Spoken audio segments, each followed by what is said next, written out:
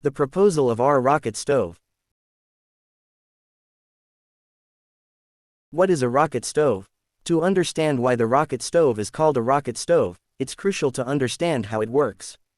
A rocket stove consists of a combustion chamber where the fuel burns in a vertical chimney.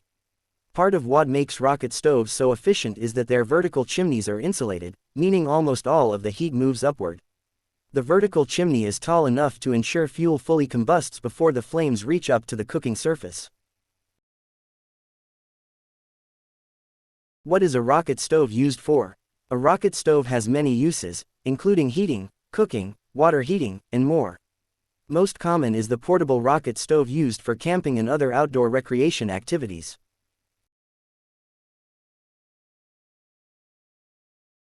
What is the benefit of a rocket stove? Significantly, a rocket stove produces no smoke, meaning these stoves are much better for the atmosphere and the lungs of the people cooking for their families. What is the point of these cookers? A rocket stove burns wood much more efficiently than, for example, freestone fires or other wood ovens. Many rocket stoves are also portable and compact, making them excellent for camping. That's it for today. Thank you for watching.